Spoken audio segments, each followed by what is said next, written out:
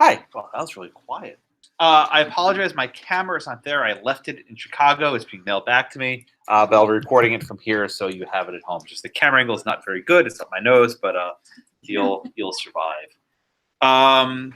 Any questions? Anything on your mind from last class? That property in your body, in yourself, in your cells, and stuff you create.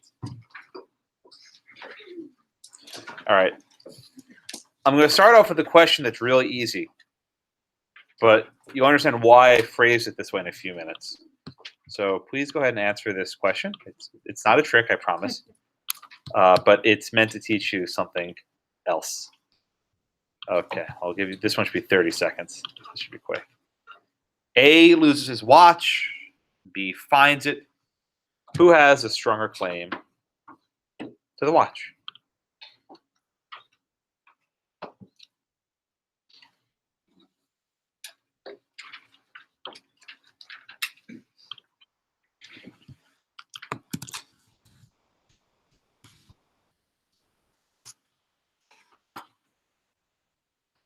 Okay. I'm going to stop here. This one's very easy, but the follow-up question won't be so easy. Okay? All right. Where did I drop off last time? Who's next? Me. Megan, you're next? Okay, Megan. So, what was your answer here? I chose A. Okay, good. Why? Because in the case you read it, it always says that the original owner has like the strongest rights over the property. Okay, now use this phrase, strongest, right? I wrote over here, stronger. Now, the harder question. No, you're not wrong. What does it mean to have a stronger or strongest claim to a piece of property? What does that mean, Megan? I guess there are more sticks in the bundle that you have. More sticks in the bundle. What does that mean?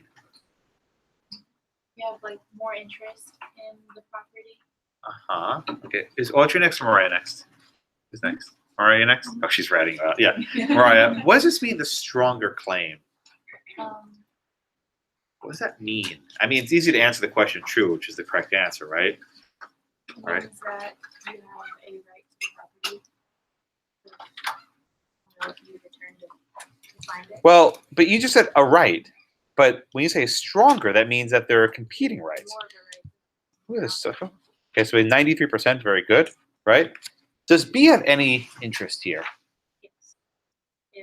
What's B's interest? He gets the property if A doesn't ever return. So B has something, right? Okay, so this is what I want you to take away from this question, right? It's really easy to look at this question and say, of course, A wins. It's his property. But we don't think of property as an absolute. We think of property as relationships. That the same watch, the same exact watch, can have different people with different interests. So we say that A is the original owner, and indeed his claim is stronger than B, but B found it. And finding property gives you something. It might give you a leg up against a subsequent finder, for example. It doesn't beat the original owner. But when you talk about property and who owns what, always keep in mind I'm not asking who is the single owner. All right, the way I frame this question, who has the stronger interest, right? Or I might ask, Megan's words, the strongest, right? The most strong interest. Depending how I phrase the question, I'm asking for different things. I can ask you an exam like this. Compare A's interest to B's interest, right? Or I could say, whose interest is strongest, A, B, or C? And you have to go through each of them to assess what is that person's relationship with the piece of property. Okay? Yeah. The question wasn't supposed to be hard. 5 of you got it wrong, which is fine. But I'm happy with 93 getting it right. But the more important lesson is understanding what it means to have stronger interest in property. Any questions on that? All right. So the first case we have today involves chimney sweeps, and I'm sure you know when you were reading this thing. Oh yeah, like Mary Poppins, right? Chimney sweeps. Not so much. This was absolutely miserable work, and just to make something obvious, why do you need someone to clean a chimney? because it gets filled with soot, dirt from the coal that's burning or the wood that's burning in the fireplace. So the purpose of a chimney sweep, why they're always on the roof, they would usually climb up the chimneys using these little brushes and these little caps to dislodge any of the soot. Now you might ask, why do they always use little boys, right? Dick Van Dyke, 90-something years old now, he would not have been a chimney sweep. Why these little boys? Because they were small and they could fit up the flutes. So this picture, it's hard for you to see, but I will describe it for you. The boys would start in the fireplace down low, and they would shimmy up the pipes, and often they weren't straight, they went at angles. And they had these caps on, these little brushes. Now, these flutes would be maybe 14 inches wide. And I just want you to picture this. If you're shimmying up the pipe, it's possible you get stuck. That is, if your knees get too high, you're stuck. And this was a fairly common way by which these boys died. They would get stuck, and they would suffocate. They couldn't be let out. Hopefully, someone could tug them from below to pull them out, but usually they couldn't. They got jammed in. Often, also, the boys would do this naked. That way, their clothes would get stuck on the fireplace. So this is a very dangerous line of work. Back in 1875, Parliament banned the use of these boys for chimney sweeps, but it went on for some time. So Mr. Armory here, right, this little chimney sweep boy, he had a pretty rough life. Probably wasn't much more than 9 or 10 years old. And his job was involving climbing up these things and potentially dying every time he did it. So you can imagine, right? You're the jeweler. And this guy comes into your store and says, "Oh, I found this jewel." Mike, you're the jeweler. What's your reaction when this little kid shows up? "Yeah, I just found this jewel lying around." What's your reaction there? Probably thinking it's not really his, it's someone else's. That Did he just find it, Mike? more likely found it in someone's house. Did that he was find living it lying on the floor somewhere? in. Probably not. No, what did he probably do? Probably filched it. Stole it. Yeah. And I don't want to be mean. I mean, I don't know the facts here, but there's a very good chance that the chimney sweep boy, Armory, stole the jewel. I'm guessing, right? Now, Mike, you're a jeweler. You're an established business. This little boy walks in, has no money, probably covered in filth. He says, "I found this jewel." What are you thinking you're going to do if you're the jeweler? Wow. They probably be able to pull one over on him because he's an uneducated person. So I think that's right. I think the jeweler tried to pull one over on the boy and said, "Okay, I'm going to rip this guy off. I'm going to basically give him nothing, pennies, whatever it was. And what's he going to do? Call the cops on me? Right? He stole it. What's he going to do? Report me to the police? No, the guy stole it."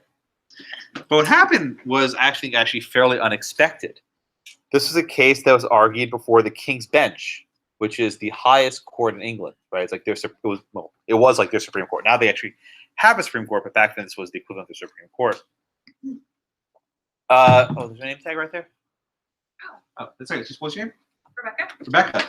Now, Mr. Armory didn't argue this case himself to this King's Bench. He had lawyers helping him. I mean, we have to assume, right?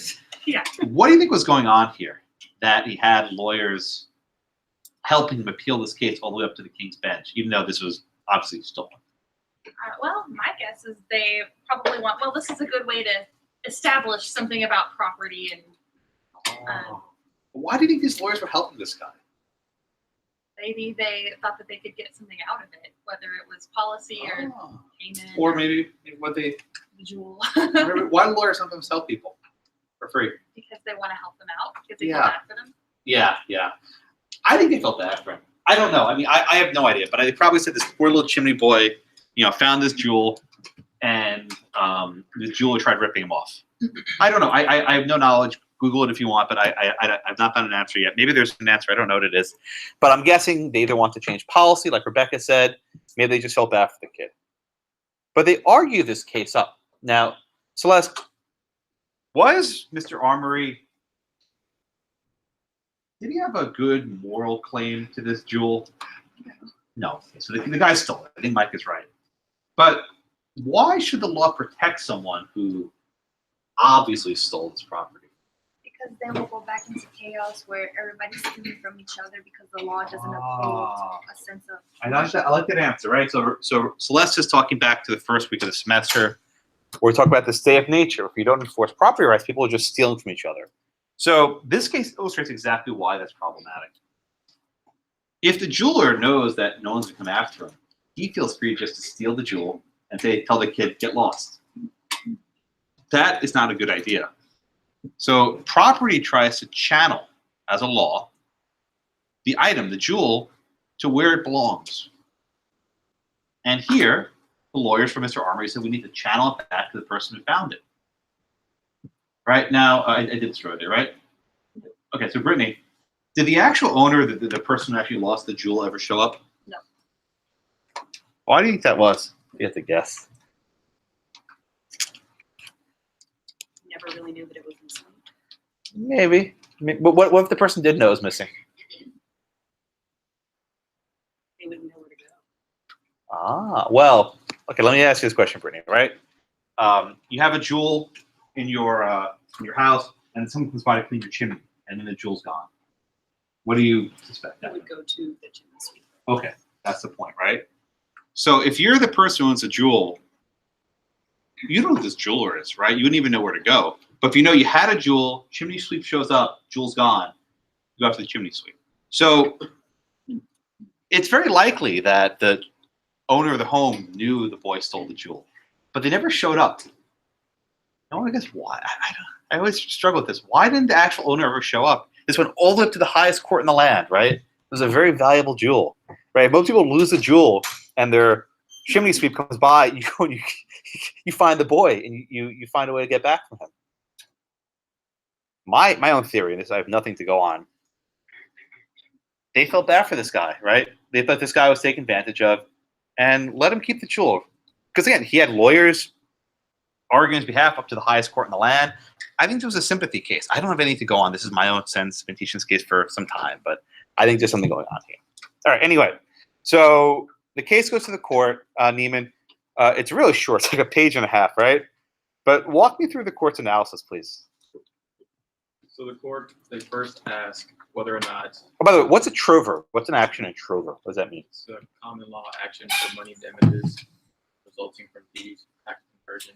Very good, very good. So he was seeking damages for the value of the chattel that was converted. Okay, go on, Neiman. And the issue is whether the finder of lost property has title to it, to everyone except the true owner of the property. Okay, I like the way you phrase that, right? They're not, in this case, trying to establish who has the strongest claim, right? Strongest claim, who has the most strong claim. They're deciding who has a stronger claim. Armory, right? Or Delamirie, right? Who has a stronger claim, the sweep or the jeweler? And if you think about it, X is suing Y. This is only about the rights of X and Y. What I sometimes do in an exam, and I can do it again, is I say, party C impleads. Party C joins the litigation. Now, who has a strongest claim between A, B, and C? But here we only have two parties, right? All right, so then, Megan, how does the court then resolve who has a stronger claim, the jeweler or the sweep? The one who acquired it first. Okay, why? Why does the person who acquired it first, the sweep, have the stronger claim?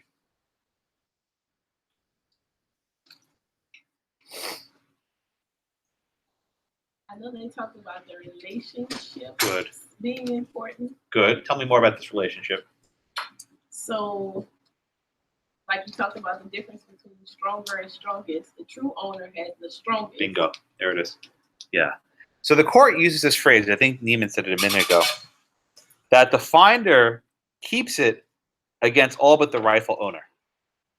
The finder keeps it against all but the rightful owner. This is an important phrase which comes up a couple times today. That unless the original owner, the lady of the house, right, shows up with saying, hey, that's my jewel, the finder has the strongest claim. Now, the question is, why is this rule adopted, Jordan? There's no statute. This is common law. Why do you think, Jordan, that they adopt this rule that the finder has the strongest claim against all but the original owner? It's more concrete. What do you mean concrete? It's easier to determine Good. who and time.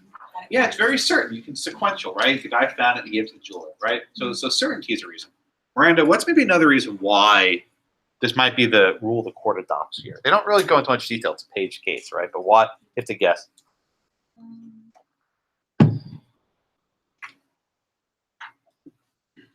mean, my answer was certainty because What else does it promote? What's some of the other values you talk about in this class? Ooh, is this fair?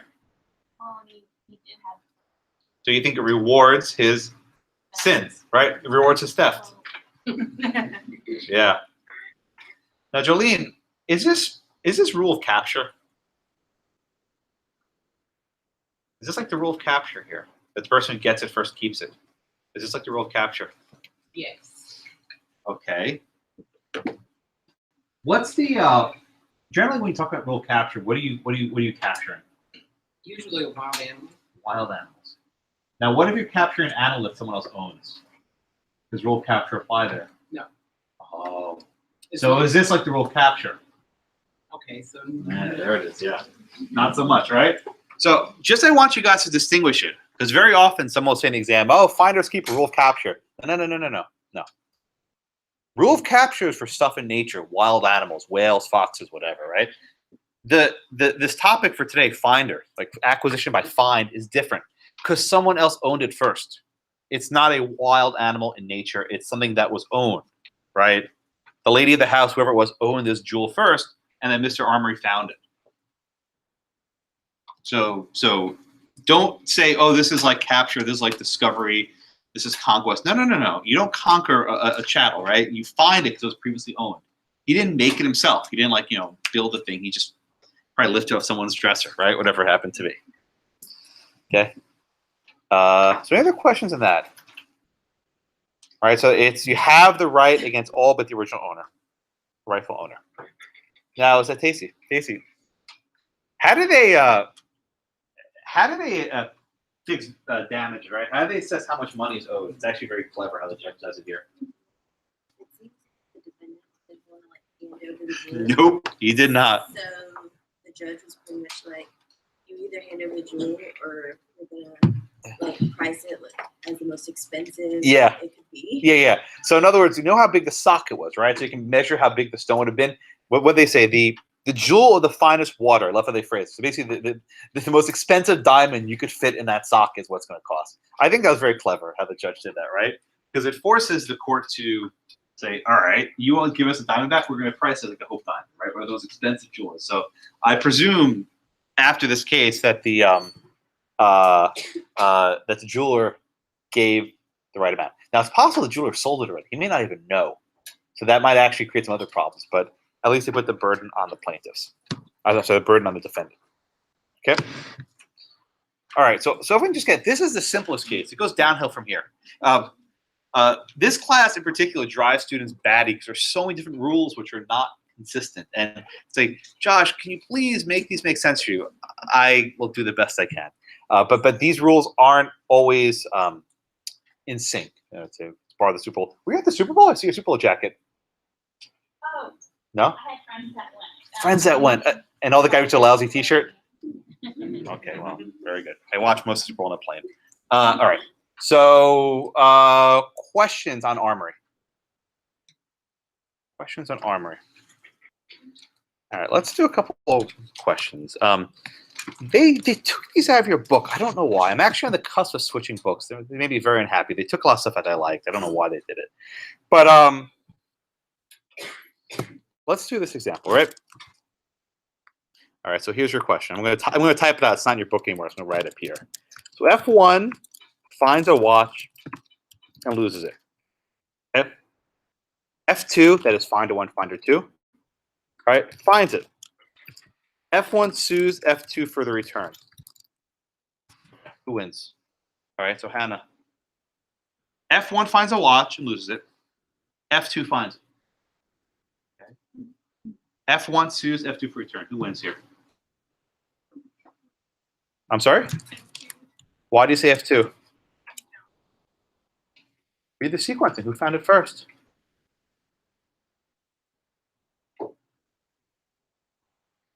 And I guess it would be one, but he actually. Oh, okay.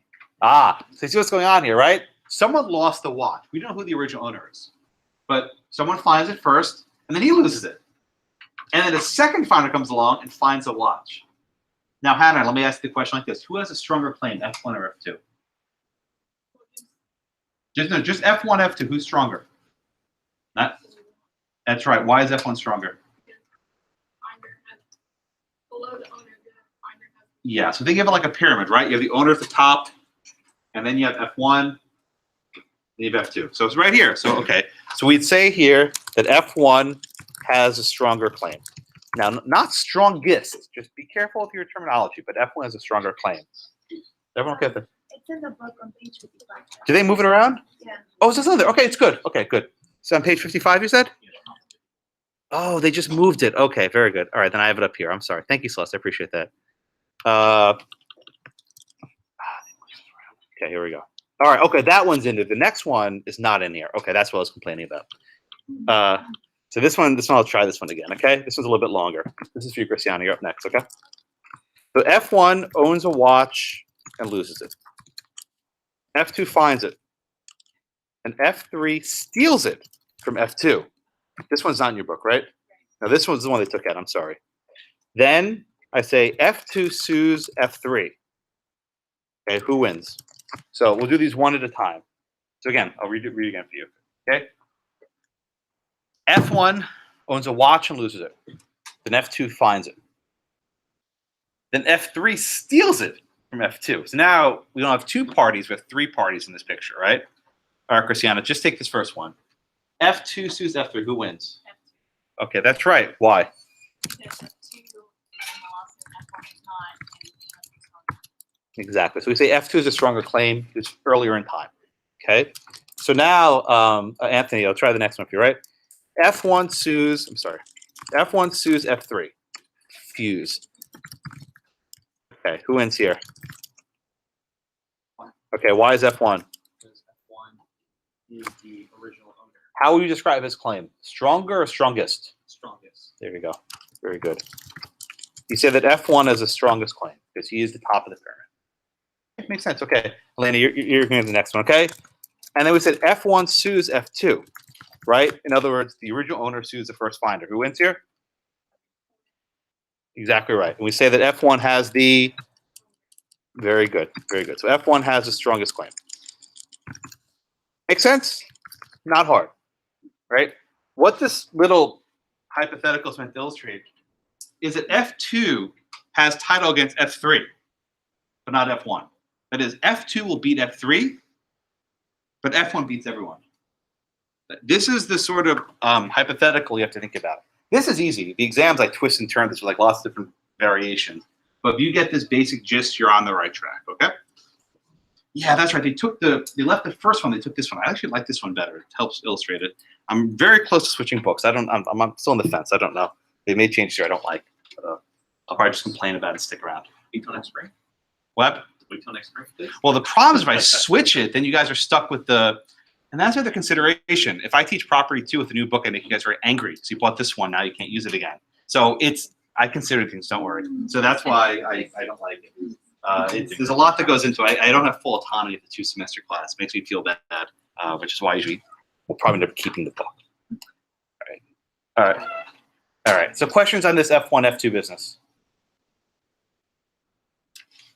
Oh, I'm sorry. I didn't see you. Over there, Costa. So on the first one, what makes the only reason that F1 has the stronger claim is the fact that he found it? Well, read the question. F1 owns it. For the first scenario, sorry. Yeah, exactly. Yeah. So, Yeah. okay. Yeah. So in the earlier one that Costa asked about, This one up here, because he's earlier in time, he has a stronger claim. And if you think about it, right? Let's say the original owner shows up. If he wants to go searching for it, he might know about F1. He might know that F1 was in his apartment and the watch goes missing. He probably won't know about F2, which is why the law puts the property back in the hands of F1. He's more likely to recover. Make sense? Yeah, Mike. Is it? I don't know if it's going down a rabbit hole. Is this kind of also for criminal purposes too?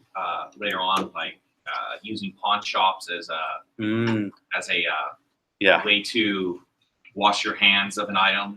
Yeah, the pawn shop takes it with a risk, right? Because if you're a pawn shop owner and you take this jewel from the boy, you know there's a good chance you may not be able to keep it. That the true owner may show up, which is why pawn shops are heavily regulated because they primarily deal with stolen goods. That's what they deal with. Anyone who worked in a pawn shop here, I'm not meaning to impugn you, but generally they do a lot of stolen stuff. Anyone else in the first questions? There's a topic mentioned briefly in the notes. I think they actually shortened the discussion of it. I don't know what they were doing with this chapter, called bailments. It's mentioned very briefly in the notes, but it's important for you to know. Chelsea, can you tell me what a bailment is?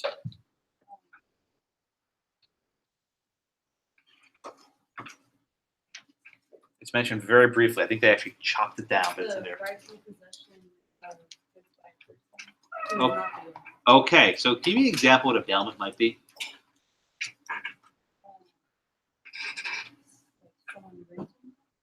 Renting, that's okay. At least want to make another example of a bailment.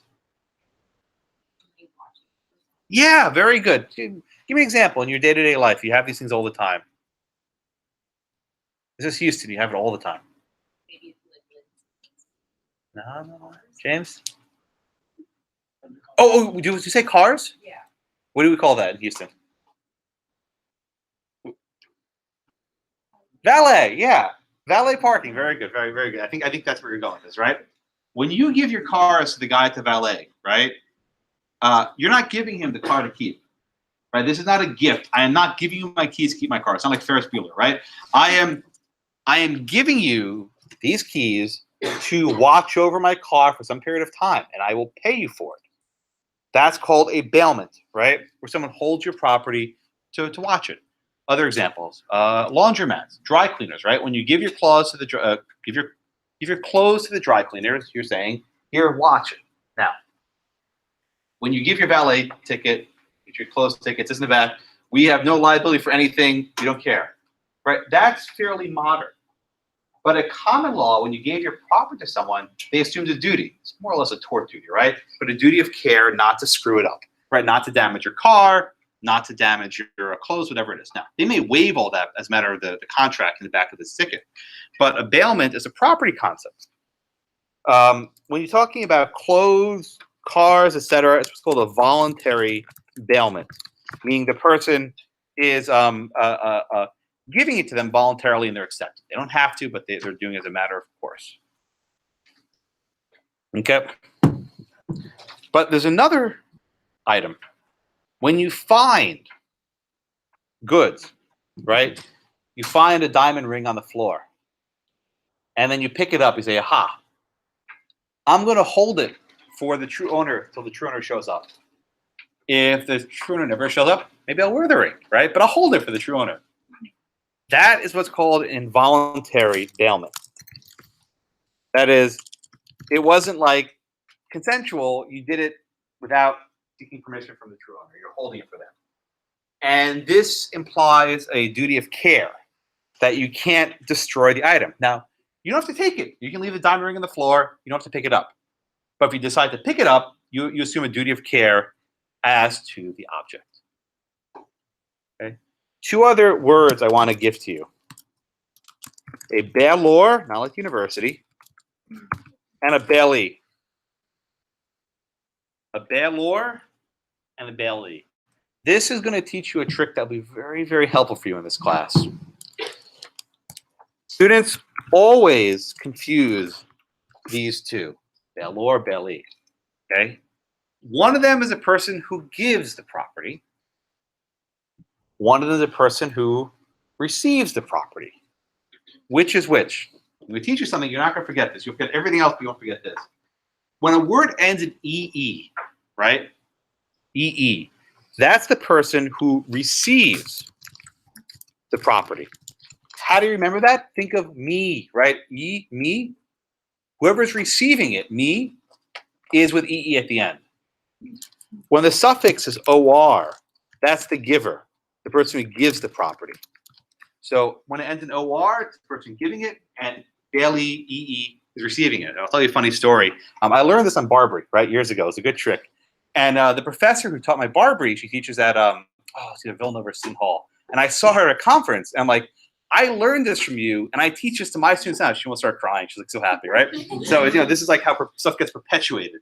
But if you remember this, because we'll do this over and over again: grantor, grantee, mortgagor, mortgagee, bailor, bailee, lessor, lessee, vendor, vendee. It's the exact same framework, and now you'll never forget it. Okay? Understand? You will not forget this. This is me, and then you'll get it. It works like 98% of the time. There might be a couple caveats, but it'll get you where you need to go. Okay.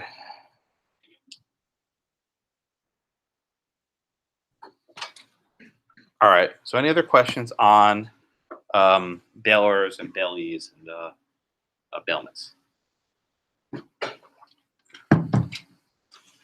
No. Nothing? Okay. The next case, Hannah v. Peel, again, it drives students nuts every year. And the reason why it drives them nuts is the court is itself unsure what the law is, right? You look to a court saying, tell me, what is the law, right? What is the black letter? The judge's like, shruggy mode, right? I don't know, right? There's this weird uncertainty. And what this opinion does, which I like, is it tries to lay out all the various strands of doctrine. It does no job of reconciling them and making them come together, but it tells you what these various doctrines are. The rub of this, right, the reason why students hate this is you have to know all the other cases, right? So Hannah v. Peel cites like 4 or 5 different cases. You got to know them all. You have to know each one of them. And depending on what sort of fact pattern I give you guys in the exam, you have to see which one is it closest to, right? Is the thing buried in the dirt, right? Is it lying on a table? Is it sitting on the floor? I know these distinctions don't seem very important, but they are, and you need to know them. All right, so James, you want to give me the facts? The facts are the easiest part. The facts in Hannah versus Peel.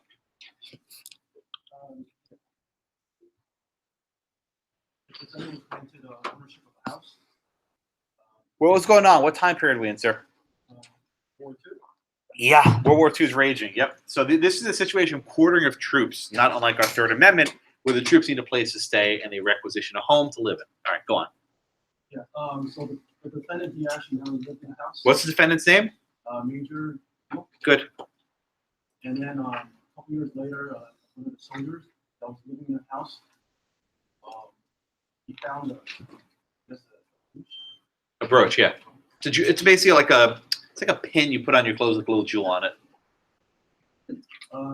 So this soldier, he reported to the police that he found it, and the police held it for 2 years, and no one came to claim it. Whoa! You said the owner. Who came to claim it? No one came. No one came to claim it. Okay, good. And then the police gave it to the home. Very good, very good. So I always struggle with this case, right? Imagine this. What was this, 1945, right? World War II was basically drawing to a close. People were dying in the streets. The Blitz was dropping bombs all over London. And these guys are taking this case to the King's Bench. Again, this is the highest court in the land over this stupid little brooch.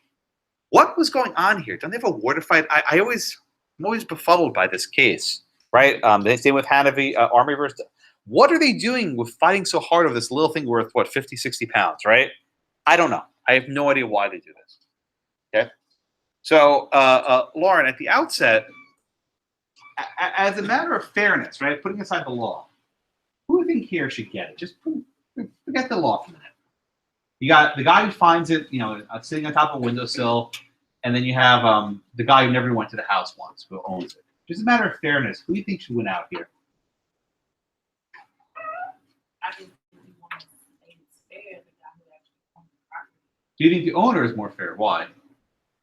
I guess because seeing that it was in the dirt, that means it's been there for a while, and since he owns the property, I guess whatever's on their property should be his. So what about, let me ask you this question like this, Lauren. If the true owner were ever to show up and say, hey, where's my jewel? Who would he go after? Who would he try and hunt down to find his jewel? The person that was saying. The owner. Would he know who this Major Hannah is? I'm sorry, the Hannah guy is?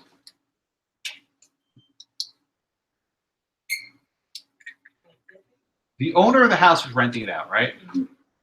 If the owner finds, hey, I was hiding my jewel in the windowsill, it's missing, who would the owner try and track down to find it?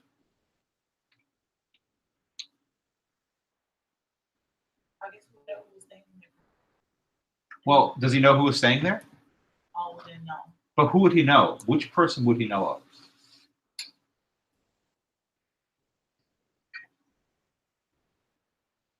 Would it be a hand? So the guy, the original owner owned the house, right? Yeah. Under what authority was Peel staying there? What authority was Peel in that house?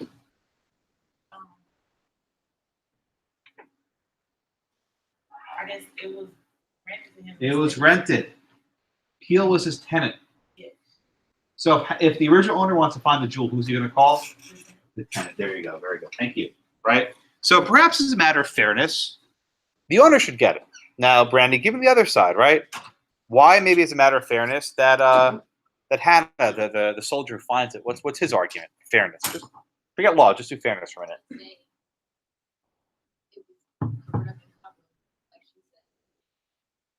Yeah. And also, how would you describe, Brandy, Hannah's course of conduct? Did he do the right thing here? So what could he have done if he wanted to be a jerk? Just kept it, right? What did he do instead? Right. So, as a moral matter, I think Brandy makes a fair point. Hannah did it right. He found this jewel, middle of a war. He could have kept it. No one ever known. He didn't. He decided to bring it to the police. And he waited a couple of years. Like, okay, no one showed up. Where's my jewel? And it's only worth 60 pounds. It's not a. That wasn't a lot of money. It wasn't a huge sum, but it was very personal. Okay. So, Mary, why isn't this case resolved by Armory? Right? Repeat for us. What's the rule of The true owner has the strongest claim to And then other than the true owner, what about the the finder? first finder, As the stronger. good, right. So the rule of Armory is this. The first finder has the strongest claim against everyone but the entire world. Mary, why can't we just cite Armory and be done with this? Wouldn't that be easy? And under the rule of Armory, Hannah wins. Piece of cake, right? Why can't we just stop there? Because essentially they say in the case that like the owner of the property in which it was found doesn't matter. Well, you're jumping to the very end. Why is Armory not enough? Why can't that resolve this case? Well, I would say more like off of what Randy said, that the owner of the house doesn't understand. No. Raquel, why is Armory not enough to resolve this case?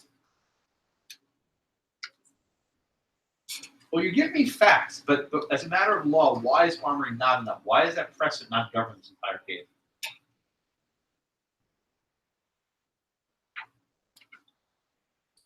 Right? There are more cases, right? That's the answer. There are more cases, right?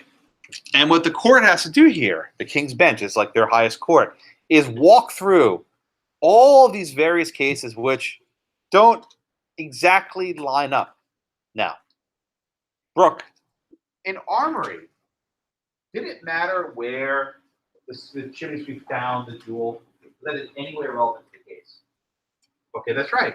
In Armory, it was irrelevant where the sweep found the case. But then they talk about this first decision, right?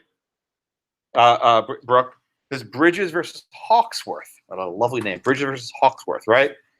1851 case. What was going on there? In that case, plaintiff found money on, the defendant, store, just laying on the ground. Okay, on the floor. Very good. And was in the store or outside the store? And, Okay, good. and so the plaintiff delivered the money to the owner, saying, "Don't come back to claim this money, I found it."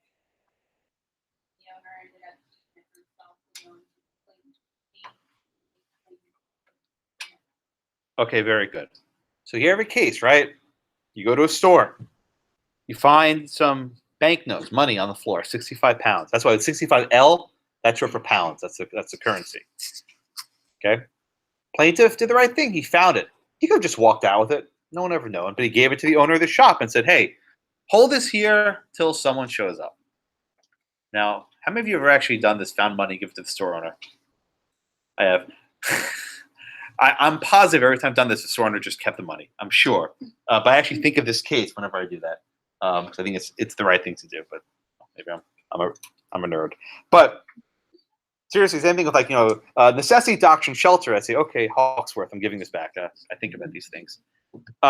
So the ad was put in the newspaper. The true owner never showed up. 3 years elapsed. And the plaintiff shows up, like, "Hey, give me my money back." And the guy's like, "No, not going to give it to you," right? So the trial court ruled for the defendant that the shopkeeper can keep the money. The appeals court, though, right? The appeals court says that these notes were dropped by accident, right? People don't put money on the floor deliberately. Probably fell his pocket or whatever it happens to be. And then they cite Armory. So far, so good. That the right of the finder against anyone except for the true owner. Okay? And the plaintiff didn't waive this title by letting the defendant hold him. But then the court says something else, right? The court says, now, if the plaintiff pick up the notes outside the shop, it will be plaintiff's, right? If you find money on the street outside the store, it will be the plaintiff's. But these notes were inside the shop, right? So this is an easy case. You see what's going on here, right? This is how the common law process works. Judges do this stuff all the time. They say, well, if the case is like this, here's the rule. But if the case was like something else, not relevant here, but if the case was something else, the rule will turn out differently. The court there was not only trying to resolve this dispute, they were trying to set a broader rule that might implicate other cases. Even though the facts had nothing to do with inside or outside, the people didn't argue it. But invariably, when judges try and do this, they complicate the matter, right? And the court says that this is subject to immense, big, right? Immense disputation, because there's nothing in the record about whether notes were found in the shop. So, Sam, what do we make then of this case where this court's discussing whether the money is inside or outside the shop? How do we? Is this the whole? What do we make of this? Well, I think they're trying to punish the fact that if it was no shop, then it may have been intentionally left there, and maybe they forgot it. So this is lost and an accident taking place. But is this binding precedent? Remember, Armory was King's Bench. This is like the hot Supreme Court, right? Can this lower court add on to a Supreme Court decision? Well, it's not binding. But there's other precedent that they looked. So I think the question, no. Yeah, I think Sam's getting the right track. So again, Armory was King's Bench, right? This is their Supreme Court, their highest court. And you have this lower court doing the Hawksworth case saying, well, I'm sorry, the Hawksworth case saying, well, we have this other factor about whether it's inside or outside the store. Now, a lower court can't really modify the Supreme Court, but it's still establishing a rule. And this is why the appeal court says this is curious now. When a judge said this is curious, what do they actually mean? It's very nice. But what a judge is curious, what does that mean? Yeah. When a court said this is a curious ruling, saying this is garbage, right? It's like a nice judge's way of saying this is trash. This doesn't make any sense.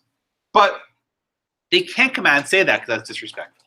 And they can't say, all right, everyone, ignore Hawksworth because they were just making crap up, right? They can't say that. That's what you and I would say, right? But they can't say that. Okay, Matt, and now it gets a little bit worse. So the next case they discussed, with what a wonderful name, South Staffordshire Water Company versus Sharman. Okay, what was going on there, please? So, the plaintiff was a full leader, well, not sorry, but was taking out so, it is the, but does, the full leader was taking out pools and found 2 rings. Good. Company to be, and, they demanded the rings back. Okay, very good. So imagine this, right? You own some land.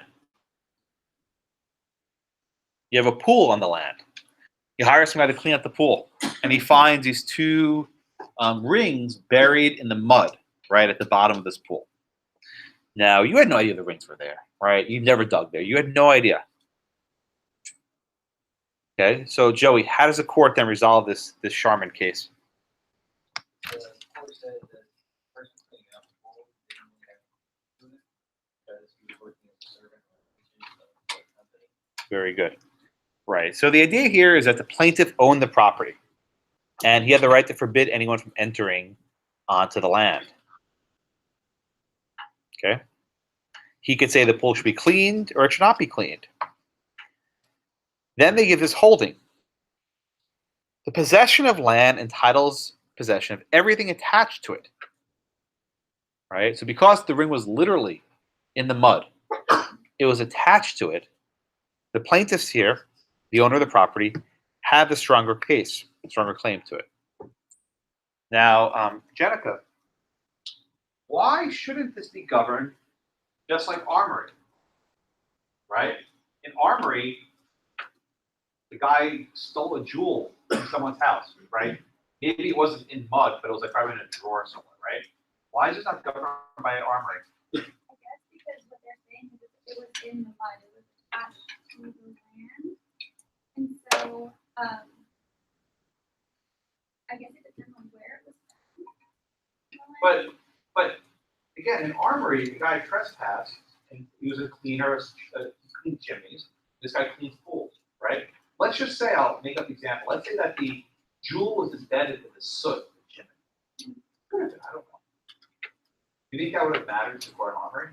Whether the jewel was embedded in the soot? No, why not? Because, I guess because they employed him. Right, but did the Armory court care about the fact that he was employed? Right, so you see what's going on here.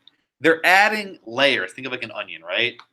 You start off with Armory, really simple, right? First in time finds it unless a true owner shows up. Easy. And then you have the Sharman cases. Well, that rule's fine, but if it's inside the land, right? If it's attached to the land, then the property owner owns it. Even though who did the hard work? The guy cleaning the pool. Who actually found it? The guy cleaning the pool. We don't know who the true owner is, though, right? The true owner is probably hundreds of years dead. So maybe, or Acosta, let me ask this question. There's no possibility the true owner shows up, right? He's dead. He's been dead a long time. Why then do we reward the property owner, right? If it's a missing jewel that the chimney sweep sold, the owner will go after the sweep, right? But no one's going after the property owner here. Why do we reward the property owner for just being lucky to buy this property with the ring on it? Yes, this is ours, property, Well, yeah, all right. The true owner's dead, right? Yeah. So this is only between A and B, between the property owner and the digging guy, right? But then why does the court reward the property owner here?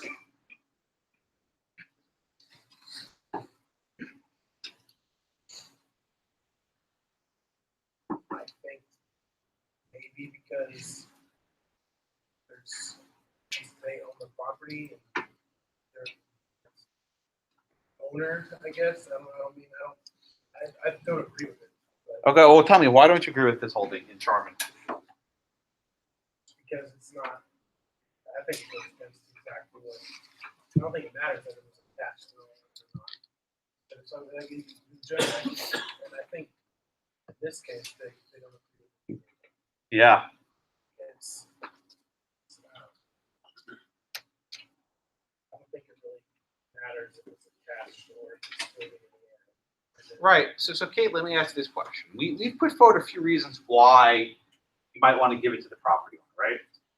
If money's lost in a store, let's say you lose $20 in a store, and then you get home and think, man, I lost that money. Where are you going to go to try and get it back?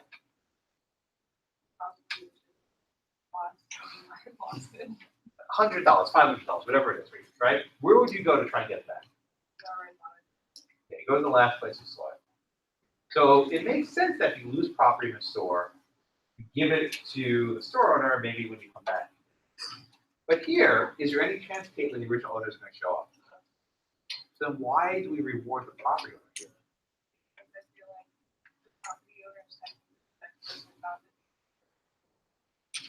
But the property owner didn't find it. He hired this other guy to find it for him. Why are we rewarding? Well, I think that goes the other way. It was outside the scope of employment. But shouldn't the digger keep whatever he finds outside the scope of employment? They said in the case, like, a servant or other, like, on behalf of. Okay. Yeah. So in other words, I think this actually helps explain it. When you invite someone to your land to start digging, that's all you invite them to do, to dig. And if they do anything else on your property, it's actually that permission, if you think about it. They don't have permission to keep the ring that they found. So that actually cuts in favor of giving it to the property owner. But the other point, because the original owner won't show up, giving it to the original property owner doesn't help return it to its rightful owner, right? Giving it to the property owner does not help it go back to who it should belong to, because the guy's probably long dead. Yeah, Lauren? But wouldn't that go back to like the theory we talked about? It's most likely the true owner would probably be dead. It goes to title to. Right, and that's the question. Who has stronger title? The person who found it, the person who owns the property. It's not necessarily one or the other in this case. Right? Yes, Shannon. How come conveyances don't come into play here? What do you mean conveyances? When I bought my house, there was a thing in there that said that anything that I was in the house at the time of purchase is mine. But from the moment it's signed on that dotted line, and they signed it in the house, which is my property as well. How come that doesn't apply? I don't know what contract they signed when they acquired the house. I will note in the next case, we talk about subsurface rights, right? And if there are minerals below your property, oil, gas, whatever, it's finders keepers, right? Rule of capture. But this is the question I think I asked Julian before. I think he shall ask you this question. What's the difference between finding oil and gas underneath your property versus finding buried ring? What's the difference?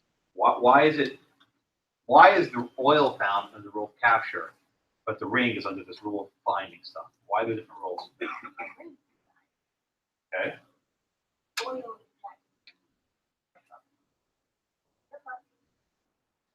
And what did courts compare oil to? What did they say it was similar to?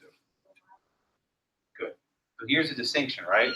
When you have oil or gas or coal into your property, it's considered part of nature, wild. A ring is not wild, didn't pop up out of nowhere. Someone made it, it belonged to someone, and that someone lost it, deposited it, buried it, who knows? Okay, Jenica. it more like, I don't know, I guess the way that I was thinking about like the policy of like, you don't want people coming on your land and doing work and then taking things. Right. Okay, good. So imagine the circumstance, right? Imagine they gave it to the pool digger. That would incentivize all these other bandits come along and start digging to find other rings. Right? Imagine someone says, oh, there's gold on Blackman's property, right? Everyone starts digging. Now they're guilty of trespass, but they can keep the gold they find. Might be worth trespassing. So I mean, this rule does keep people off your property, and it does make sense. But what I want you to understand is it adds layers to Armory. It adds different dimensions to what Armory was. What was a very simple rule becomes more complicated. Yeah, Marcel. When you use the terms claim and title, They're somewhat interchangeable. When I say he has title to the property, it's a claim to the property, it's a synonym. But they're very perceptive. Yeah, go back. Good. I love when that happens. So everyone get the Sharman case. Reed. Okay. Next case up is Elwes versus Brigg Gas. This is the last of the cases that are cited in this litany of discussion. So what happened in that case? Here's a landowner brings a gas company. Their property. They're digging to make a gas holder. And digging, they find Okay. and the court decides that you own basically it's like the old town law rule that held to the evidence. Very good. Even though if they didn't, even though the property owner didn't know that the vote was there, it still did. Okay, very good. So Ryan, let me ask you a follow-up question. When the lease was given, what was the lease given to extract from the ground? Okay, was there a lease to extract boats? Okay, so that's important, right? The lease was given for precisely for minerals, oil, gas, whatever it was. They were not given permission to extract boats because, frankly, none of them knew there were boats there. But this is the question I gave to Nikisha a minute ago. There's a difference between boats and oil. Oil is natural. It's nature. It's like an animal. The rule of capture applies to the oil and gas. In contrast, the boat is a man-made object. It was deposited there at some point in prehistory. Who knows when it got there? But it's not something that can be captured in the same exact fashion. So the court holds that the boat belongs to the plaintiff at the time. It was not within the scope of the lease, even though he didn't know it was there, right? Because he owned the property from the hell to the heavens, as Reed mentioned a minute ago, it belonged to him. All right, so now we have all these cases which go in all, different directions. So Jake, how does the court try to summarize? He says, look, these authorities are in an unsatisfactory state. How does the court try to summarize the very end of the case, all these various precedents that go in different directions? What it follows the Okay.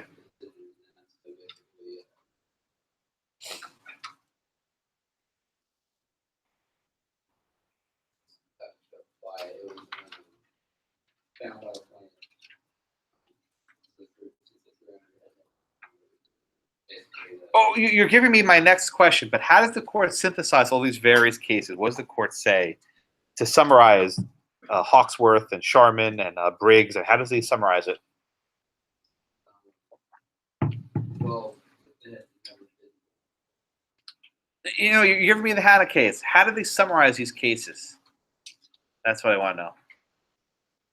You're giving me all good stuff, just not the answer to the question I want. Is your name take there? I don't have to take, it's Ashton. Ashton, how does the court synthesize these cases? They say that essentially man owns everything on top of his land. Okay, so the That court, is in possession of. very good. So the court puts out what I think are two rules. Okay, the first rule is this, that man owns everything attached to his land. This is like the ring case. This is like the boat case. And then the second one's a little bit more confusing. They say, man does not necessarily own things lying unattached on surface of the land, even though the things is not possessed by someone else. I say it again, that man does not necessarily own things lying unattached on the surface of land, even though the thing is not possessed by someone else. So this is like the money sitting on the floor of the shop. That it's probably going to be owned by the property owner as a better claim, but not necessarily. This rule sucks, right? This is not very satisfactory. We'll do the McAvoy case to admit you're going to hate it even more. But just think about what this rule comes down to. If it's buried, the answer is one thing. If it's sitting on the floor, not buried, the answer is the other, right? That's basically what the court says is a rule. You have to ask whether it's buried and attached to the land. Is a brooch underneath cobwebs attached? I don't don't know, Esther. Is a brooch attached with cobwebs attached to the land? I mean, is that like the boat or the ring? Why not? So you think the brooch is unattached? Okay, so carry on, Esther. So because the brooch is not attached, right? Does it belong to the property owner? Well, who wins here? Who wins the case? True owner's gone. Don't know who that person is. Who wins the case? The finder or the owner of or the person leasing the house? The finder. So again, I said this rule to you a minute ago. Man does not necessarily own things lying unattached. That's a very fancy way of saying if it's not attached, it's up for grabs. Right? If it's unattached, it's up for grabs. Like the baseball in the stadium, right? I think it was titled the movie.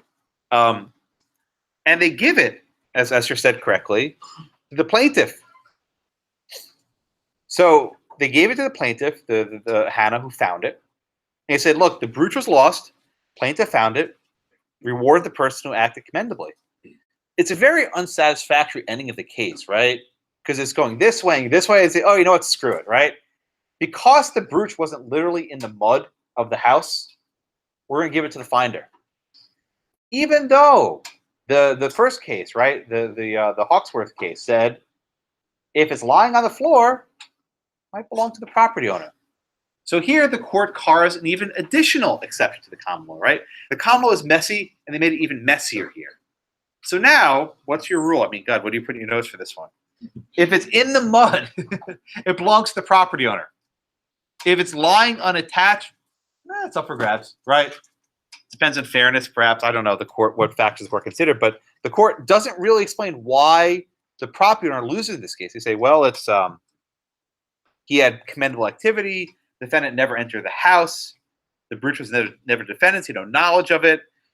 This is more or less fairness. I asked, I think, Lauren or Brandy this maybe 30 minutes ago. I felt on the other side of the room, right? But it's about, I think, fairness of how this case shakes out. The rule here is not satisfactory, but I think you can understand it well enough. Hands your hand up. Yeah, I don't like it. You don't, what don't you like? The court's holding? It seems so.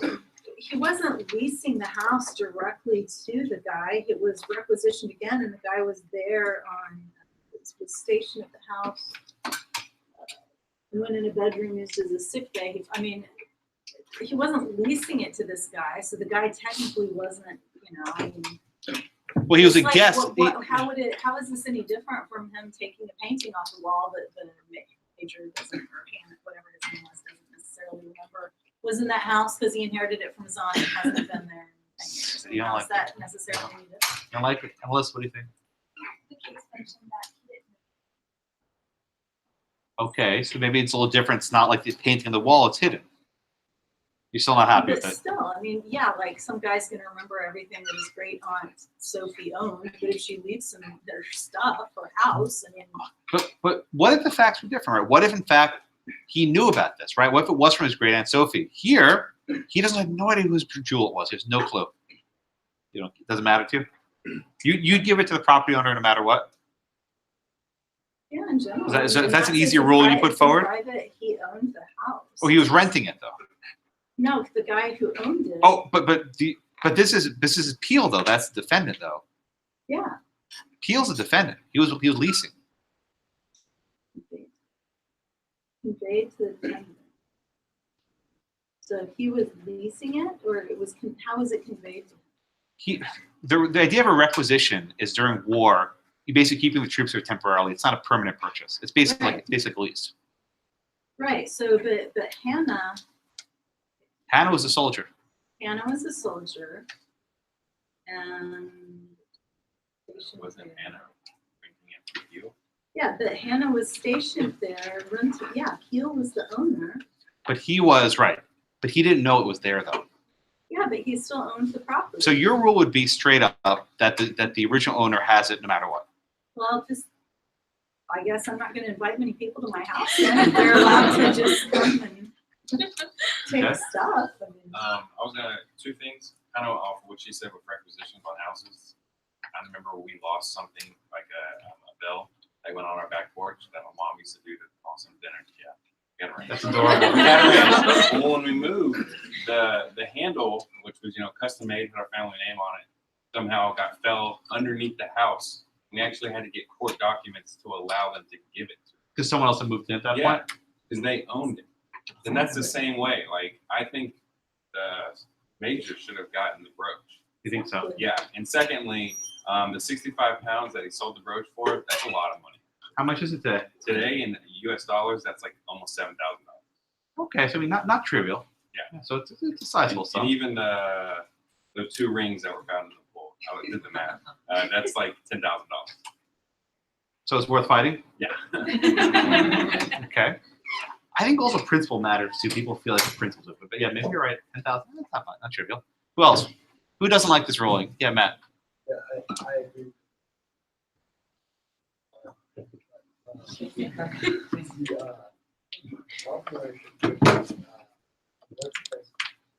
You said that the major wasn't, but I don't understand. It says that the roof, nobody makes this, the roof's on my property. I don't understand. But he doesn't know who. He doesn't have a proof out there. The landowner. Yeah, but it's different from prior owner. That's what I'm talking about. Exactly. Whenever you buy the land. But is that right though? When you buy a piece of property, are you buying the real property or there's something inside of it? Well, I think that. This was I think Shayna's question a few minutes ago. I don't know if it's the case that when you buy a house and the prior owner leases behind it comes yours. Not necessarily, but how much time has passed since the sell, and since the prior owner had a chance to come back and clean property. So you'll do a doctrine of property called adverse possession. Squatting, right? Where if you have a piece of property for certain number of years, and the true owner knows about it, doesn't like to stop you from actually being entitled to it. That wouldn't work here because you have no idea it existed. So you can't squat something you don't know it's there. Well, it's his property.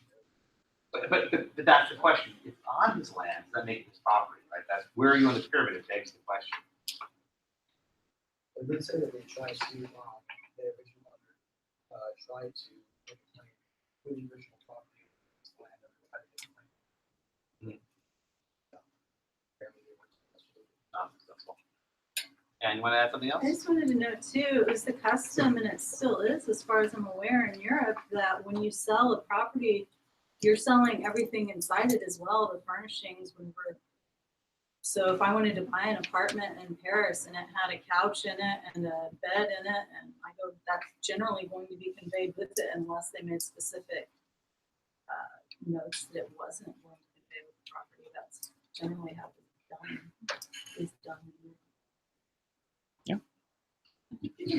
Just saying. I've never bought an apartment in Paris, but I'll take your word for it. Anything else in this case? So again, what are you putting in your notes, right? For sure, if it's in the mud, it belongs to the property owner.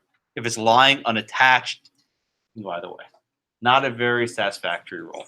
And a lot of you don't seem to like this one. Megan? So if it's lying unattached, it goes to the first binder? I said it can go either way. Okay. I mean, again, and we'll do the McAvoy case in a minute,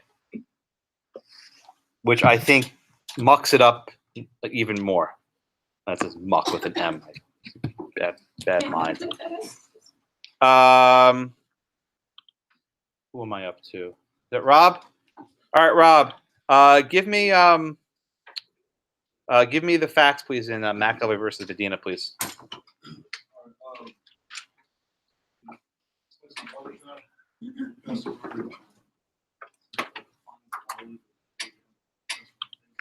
Okay, so the money was not on the floor. Where was the money being held? Okay, good. Okay, then what happened? He finds it in the barber shop. Hold it at the tags. Good.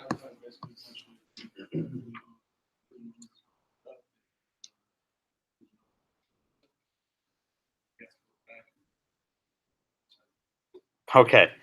Okay, so we have a similar case to Hawkworth, right? But instead of the money being on the floor, the money is in the table. So, Batul, have you ever left your wallet or credit card or something on a counter at a store? I have, right? I've done this all the time. When you realize that, you go back to the store and say, "Hey, I left my wallet on the counter. Do you have it?" And maybe they do, maybe they don't. So what rule does a court adopt here? Does it, who has a stronger claim, the shop owner or the finder?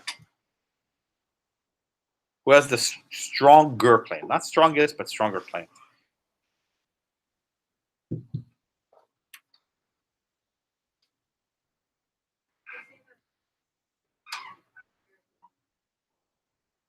I'm sorry, a little bit louder? Okay, why did the plaintiff not acquire a right to it?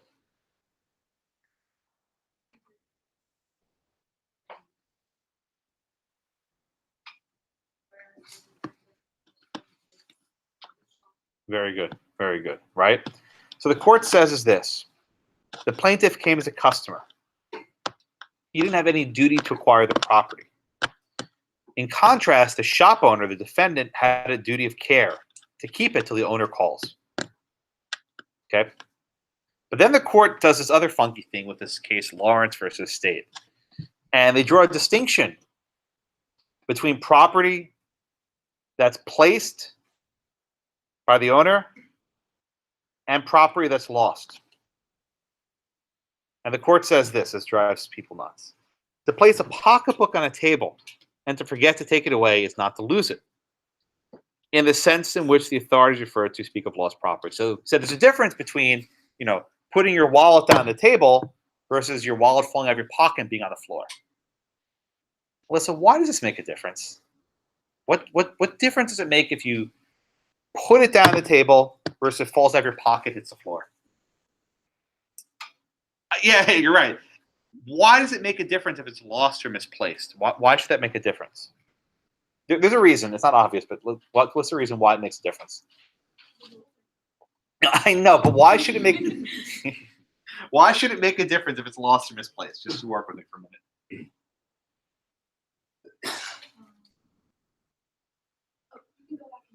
Yeah, right. So if your phone falls out of your pocket, you're like, "Oh crap, I don't know where it was last time I used it." And you try and retrace your steps. Versus, "Oh yeah, I was paying for dinner at this restaurant. I left my credit card on the counter. I go right back there." So it's more likely that when you misplace something, right, you left it on the counter, you know where to go to find it. Whereas if it falls out of your pocket, it can be anywhere between point A and point B. You have to retrace your steps. So the court draws this distinction between money that's lost and money that's misplaced. So it looks at the Bridges case. Remember with the Bridges versus Hawksworth? They said, look, money in the floor is lost. Money on the table is not lost. Right? It was intentionally put on the table. Someone wants to reclaim it but forgot. And this provides the better rule that with misplaced property, the defendant holds it till the true owner shows up. Right? With misplaced property, like the wallet on the table, the defendant, shop owner owns it till the true owner shows up, the strongest owner. I had a quick question. How long does the owner of the place have to or should keep it for the truth? Well, this is a very good question. It goes to the law of bailments, which is why I mentioned this earlier before. This is what we call involuntary bailment, where you have to hold it. There's no time limit. No, there's no time period. You have to hold it for 5 years, then you get to keep it. Which is why invariably when money is lost, the reason why they never turn it back is they've spent it already, right? They spent the money. If the true owner shows up, maybe we'll give a finder's fee, for example, right? But generally they spend it. But there's no time limit. 1 year, 2 years, 3 years. They probably spend it really quickly. Julian, your hand was up? Yes, and I think I've gotten confused. So the case where the customer found the package on the floor that contained money. That was Bridges, right? I think it was Hawksworth, right? I don't agree. I'm trying to. Bridges versus Hawksworth, yeah. Okay, so in that case, the person who found the money was awarded, or was the store owner awarded the money? No, in that case, the plaintiff, the finder, was entitled to the notes. Okay, so if that same package had been on the table rather than on Yeah, the floor, you see where I'm going with this, right? So let's just figure this rule out, right? Under the rule in Bridges, if the money's on the floor, the finder gets it. But if the money's on the table, the store gets it. Everyone see what Jolene just said, right? Under Bridges, if the money is on the floor, the finder keeps it. But under the rule in McAvoy versus Medina, this Tennessee case, if it's on the table, the shop owner gets it. Jolene, you don't like that rule, do you? Just knock it on the floor before I find it. Knock on the floor. Okay. But you see this, I mean, these rules, right? And the reason why the case, the chapter structure like this is it builds from very simple with the chimney sweep. And it's one layer and a second layer and a third layer and a fourth layer, right? So, let me see if I can do this.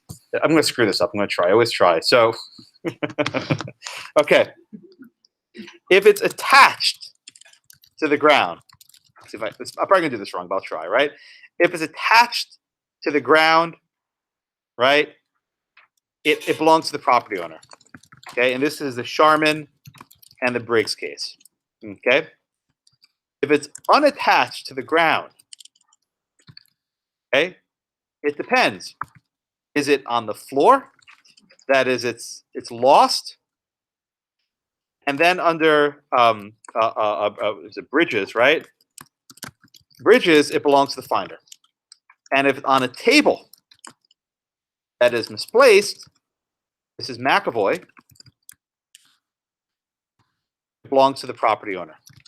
I think that's synthesizing all the cases. I might have screwed this up. I think I got all my cases straight. Right? The reason why I'm trying to do this with the cases is this is how I want you to think about exam questions, right? It's not enough to say, oh, if it's lost, it's on the floor, it belongs to the finder. Give me Bridges, right? That's the case with the parcel on the floor. And you have McAvoy versus Medina, which talks about the if it's on the table, which is just misplaced.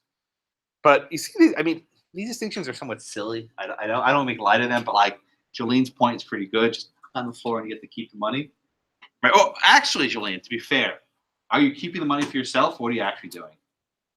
If you knock on the floor, what happens then? Honest, or we want to be altruistic? We're all honest here, my friend.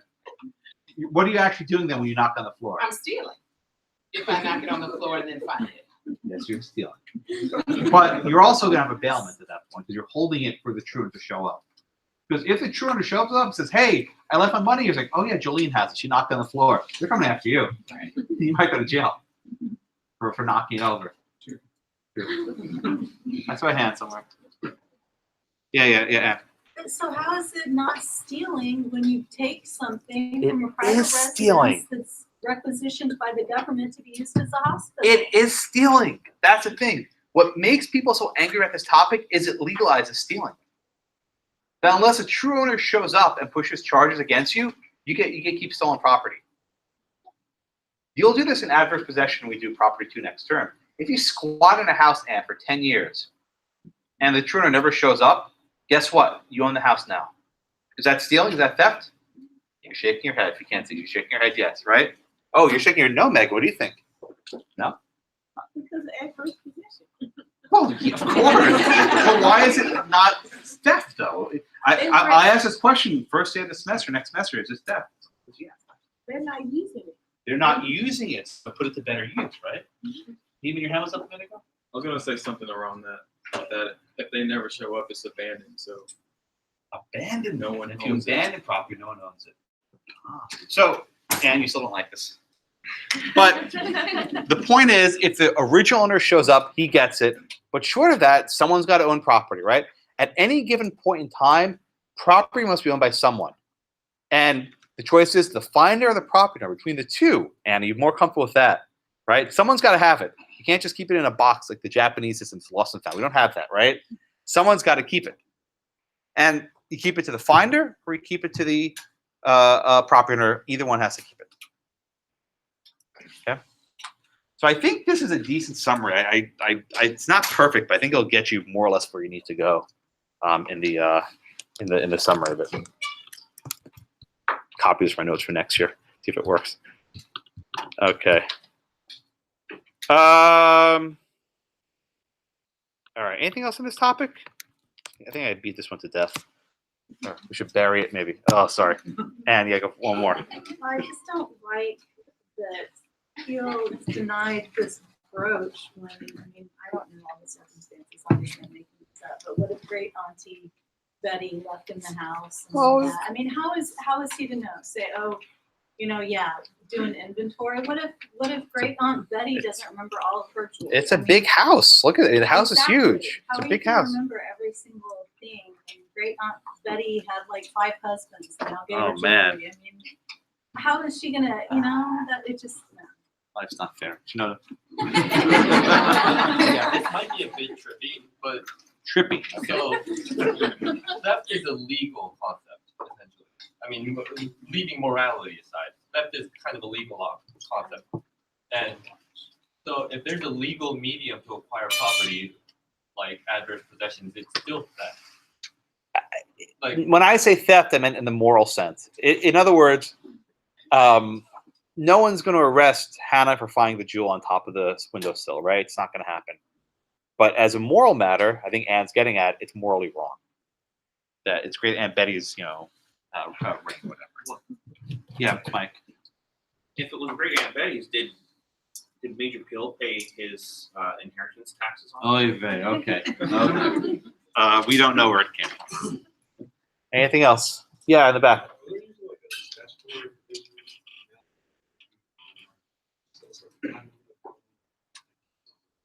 Well, under adverse possession, which is the doctrine we're talking about, if, for example, you'll do a case next semester, I promise, where someone steals a painting, and they keep that painting for decades, and the question is they acquire a right to that painting, and the rule is 10 years, right? So if you can keep something for 10 years, and the owner knows you have it, and they don't do anything to recover it, guess what? That's yours. Yeah, go for it. Oh, he's right. What happens in Vegas stays in Vegas then? Shh. Yeah.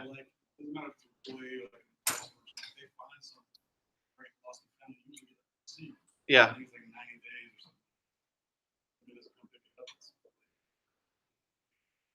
That might be a Nevada thing. I don't know. Must be specific to Vegas. People lose stuff all the time.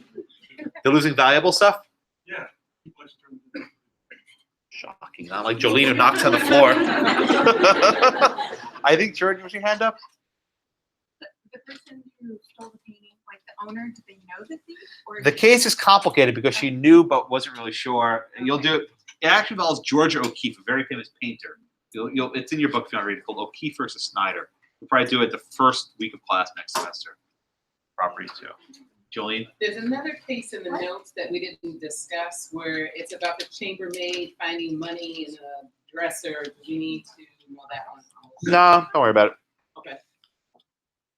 Okay. You look perplexed. I'm not trying to figure out what Is you're that the saying. Missy Monet case? No. It's Georgia O'Keeffe.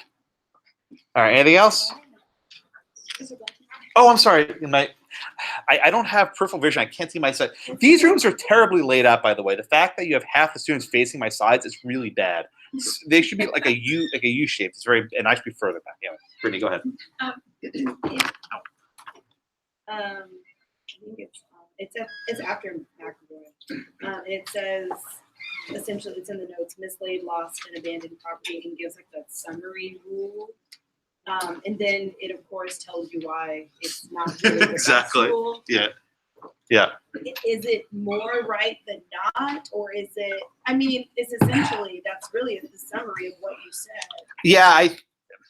Again, I'm mileage just will looking for vary. like a concise. This is pretty good. I think the one the book's pretty good, but it's not perfect, right? Because you're gonna go. So it just depends on the fact. Yeah, because again, the brooch it wasn't attached to the land. Was it misplaced or lost? Where does the brooch fit in there?